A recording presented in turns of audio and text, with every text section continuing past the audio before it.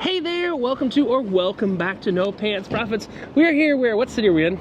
Tampa. And this is your stomping ground. We're gonna move out of the way because they're moving some cars, some valet cars. So where are we right now? We are at Berns Steakhouse, which is a very historical steakhouse. I think they started as like a 20-seat steakhouse, and then they have grown to one of the top 5 in the U.S. and top 10 in the world, correct? Yes. As far as I know. And they have the Northern Hemisphere's largest wine collection. Yeah, so which we should get a tour of. We should get a tour of.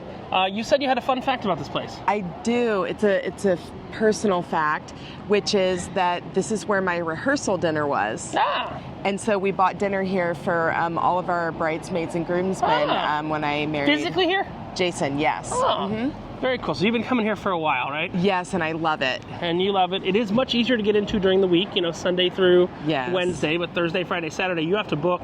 They go instantly, don't they? Instantly. Thursday, Friday, Saturday, they're on a 60-day rolling schedule. But we're not going to show you a lot of live commentary from within Berns. What we're going to do is we're going to record some commentary after. I'm going to do this similar. If you have seen my... I don't want to bring this up, but my Auschwitz tour, similar to how I did my Auschwitz tour, we're going to respect the other diners, we'll have some video, we'll have some photos, and then we'll voice over it after. But I want you to join us at Berns, and one of the nice things about Berns is you order your steak and kind of everything else comes with it, correct? That's the goal there, and there's a dessert room upstairs.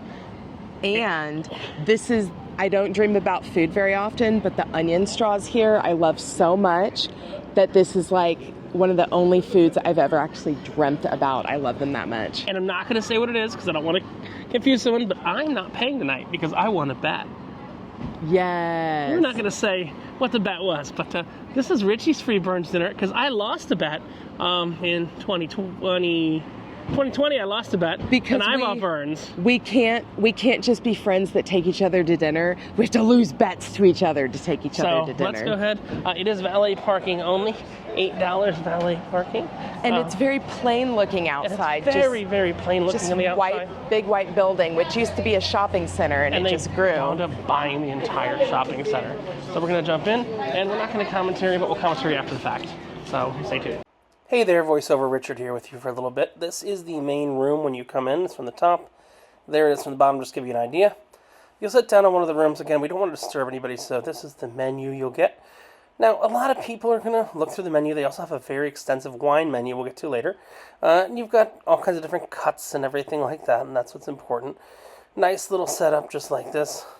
Just showing you some pictures of what's going on. Setup of the room. There's a lot of strange lighting, which is actually kind of unique. And then all you're doing is you're choosing a steak or a cut of steak. This is the price as of August 2024. I went ahead and I actually got this right here, which is dry aged tenderloin, dry aged Delmonico, and the dry aged strip loin. So filet, a New York strip, and a Delmonico. Every meat course comes with French onion soup. So we'll take a look at some of the French onion soup with that baked in cheese right there. Yes, I do like to take a lot of photos, but just so you can kind of see what the cheese is like there. There's a nice little cheese pull, and you can see I kind of spilled some out there. But overall, very delicious beef-based onion broth. I do not know if they have a vegetarian option. Not something I would use myself. And there's bread inside, but they have plenty of bread for dipping. And trust me, that bread will come back later. Again, you kind of see. So, I lost some soup there. You see how thick the cheese is and everything like that. And it's a nice, thick, hearty soup. Finished it. Used some bread to dip it up some more. See, dip. Bread. I love those carbs. You'll see something soon where I'm not going to love carbs as much, but that's not a story for today. You can see here's me and Kirsten with our salads. Kirsten said, I've got to get the salad because they have a white chocolate macadamia nut salad dressing. It was actually really good. I ate pretty much everything but the green part, the salad part there. And I had a lot of the dressing on the bread, which I said would be around later. This is a very unique, it's almost like a dessert topping. It's kind of a weird bread kind of dessert topping. But everyone else at the table got a filet. One person got it done medium. The other person got it done medium rare. And there you go. Oh, look at that. Dip. Got it done medium rare. I got 3 different cuts. I got a filet, a New York strip, and a Chateaubriand. I think it's Chateaubriand. And you can see they're all aged, so you see the marbling on it. Look at the marbling on those steaks. You do get a baked potato, their vegetable of the day. You get some fried onions, and that's what you get with it. There we go. I will tell you all 3 cuts were fantastic, but obviously the 100-day aged was the best, had the most interesting flavor, the most interesting marbling. You'll see a picture of all of them before I cut in there. And then we're going to cut in. I'm going to show you what a perfect steakhouse medium rare looks like. And we got that potato right there, which I actually wound up taking home. But you'll see right there, nice, pretty steaks right there. There's our medium rare. So we'll cut in. Look at a perfectly medium rare New York strip, perfectly medium rare filet mignon, and a perfectly, not Chateaubriand, a perfectly medium rare 100-day aged Delmonico. So you'll see the difference there between all the different ones there. Really, really nice steak. Now here's the thing. We finished our steak, and again you'll see more steak because I love the meat tasting plate with 3 different meats. That was the sampler. That was like $101 just to give you a baseline, and afterwards you actually get a tour of the kitchen and the wine room. I think what was kind of cool is it was actually given to us by our waiter, who kind of looks like the guy from Soren. And you could see they're just kind of sort of wrapping up service for the night. But they had a few more steaks on the grill. You see they had a few more things to go out. It's one of the unique things from Berns. You see they use actual charcoal there.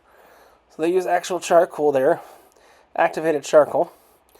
And they're cooking that steak right there on the charcoal, no gas or anything like that. See, it's 10:22 p.m. when we took that. I did that just so you have the time there. That's a coffee machine that's older than the restaurant itself.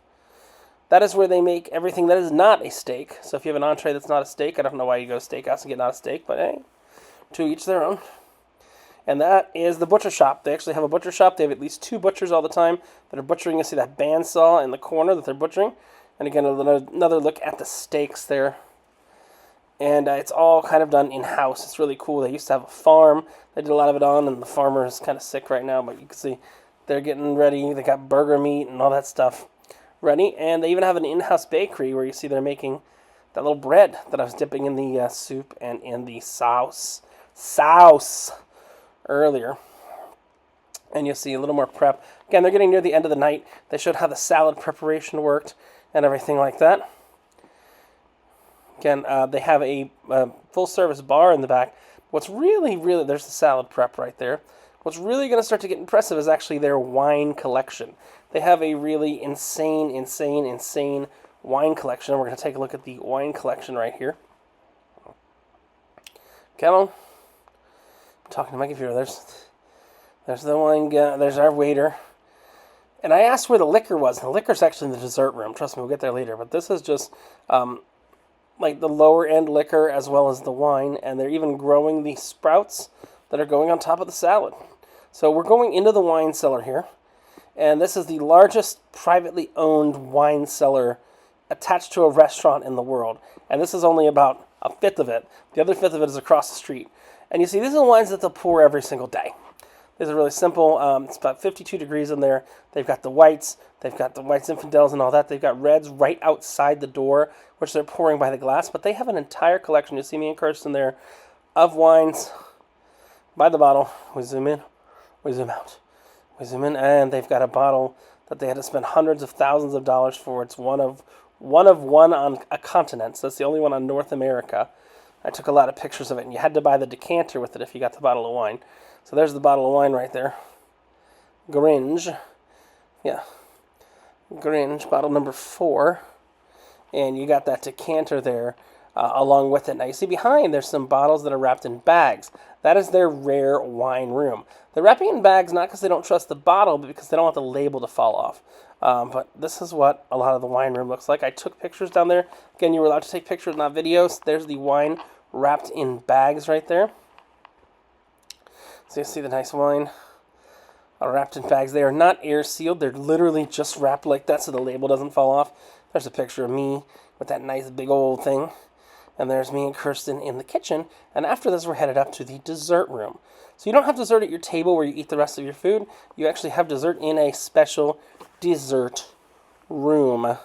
And you can see it's got some snooty stuff there just for fun. And it's really cool designed, and pretty much everyone has their own little private alcove right there in the dessert room. So it's a really cool and interesting, unique layout. We had seats for 4 right in there. There were 3 of us, and there's a little control panel on the wall, which we'll get to in a minute, that lets you control 5 different types of music you want to hear. But we got the Baked Alaska, which you'll see in a moment, along with some ice cream. So I got the macadamia nut, the mint chocolate chip, and the graham cracker one. But you've got a bunch of classics and stuff like that, and they've got the white tablecloth laid out there. But this is a separate thing you go to, and you can choose what music you want to hear on that little control panel over there. So you can choose pop music or classical music or anything like that, but they actually have a booth you'll see a little bit later on with a live pianist in it. And you can choose the live piano booth. You can bring it up. You see there's the different channels of music. Those are just recorded, but you see where it says piano, there's actually a live piano booth that we'll see in just a moment's time. And there's a phone that's next to it. And you can actually call in and request songs. And I called in and requested a few songs. One, they heard me even though they didn't pick up. But you can just call in. If there's not piano music going on, if there's a song going on, you obviously can't call in and request a song. But if there's not a song going on, you just pick that up. He will pick up if he's not on break. And will play you a melody. It's kind of like a piano bar, but remotely in a dessert room. That's all I'm saying. I had asked for Fly Me to the Moon here, and somehow he got my message and started playing Fly Me to the Moon in a moment's time. Even though it was like beep, beep, beep, beep, beep. I think that's one of the most the unique things is in the dessert room you have your music selection and a phone that allows you to choose it. I think he's playing Fly Me to the Moon right now. Again, they try and be kind of restrictive on video there, so you're not disturbing the ambience of others, and I understand it. That's why I'm narrating this after the fact, to kind of give you an idea. And then we got our just desserts. Me and one of the other gentlemen there got ice cream, but Kirsten actually she got ice cream. She got a baked Alaska. So we'll see that come in a minute. We'll see how they make that. Again, this is ice cream porn shots. All the ice cream is made in-house. That is a macadamia ice cream. And now Kirsten is getting her ice cream, at the bottom, which is actually flambéed. So they take the ice cream right there, the meringue, and they pour the flame on top of the meringue. Warming up the alcohol, getting it nice and warm. Whenever that it's ready, flame we'll pour it on top, and we'll nice bake and it heated kind up. of like a s'more. And when it's ready to go, So it makes the meringue. it goes right on top, and that will It light makes the meringue on top. on fire. And it will actually, you see the We'll give it meringue nice- is not if you like caramelized, it a little more caramelized toasty, I'll let the there. fire sit, and we'll give it So a they nice will let nice that roll. crisp Look char at to that. it. If Look at not, the you can blow flame. it out, whatever. Some people And are it just different. transfers to there. It's kind of like a blue flame, if you've heard the blue flame cocktail before. Me too. And she'll let it burn there a little bit. That's the way to get it. Choose how long she wants to let it burn off. Just a little bit of pictures, a little bit of stills from there. And that's basically how a baked Alaska should be made. Very few are actually made that way, but that's how a baked Alaska should, keyword, should be made there. A couple more pictures with the baked Alaska. Because why not? And there's myself and Kirsten with the baked Alaska while it's still on fire. It's like a tiki drink. And you see it got perfectly charred, that meringue on the outside, which is cool. Now I did decide to pick up the phone I don't know how this works. and request a song. And yes, I'm wearing a cooler on my head. It's raining. If you can't hear me, I'm asking for Happy Days from It's raining. from Happy Days, the theme song from Happy Days. I'm just gonna say. And the piano guy New does Happily Oblige. Let's see in the next clip. We shall see him oblige with Maybe it'll work. Happy Days, baby. Turn it up.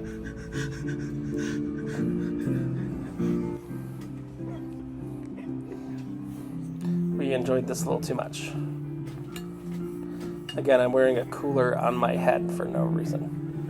Neck coolers are the thing that keep me alive in Florida in the summer, especially this one from Toras of the Coolified 2. But a little more happy days for you there. And then I think we got one more clip, and we're gonna wrap it up outside the restaurant to give you an idea there.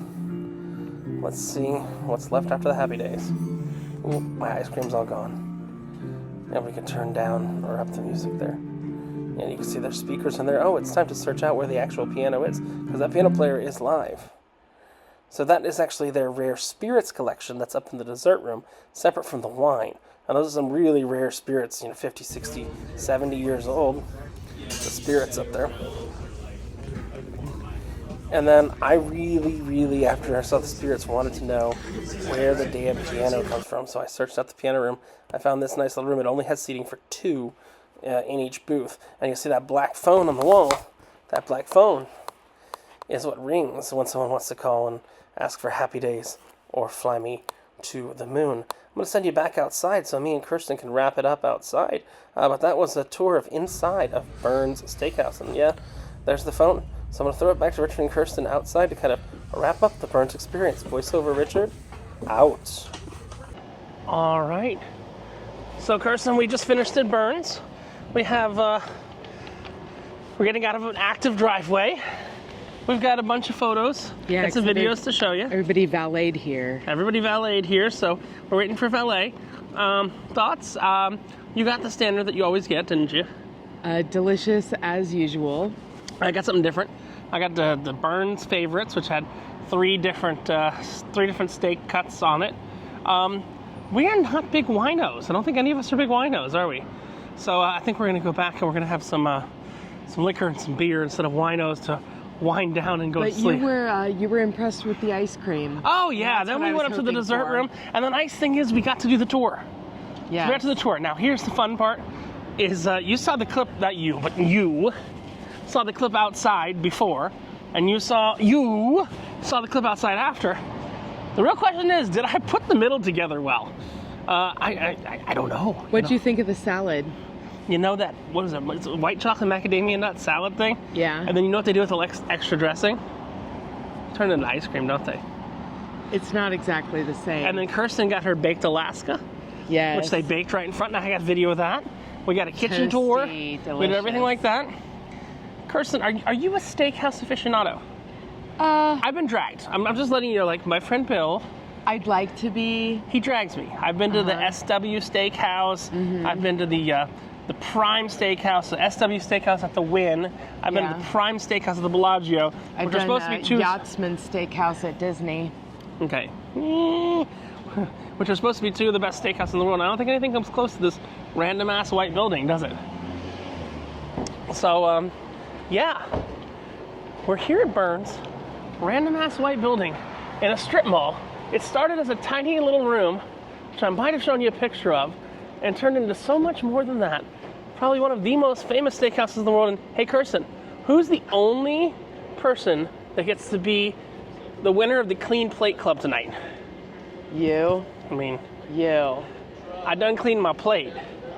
This is Richard and Kirsten.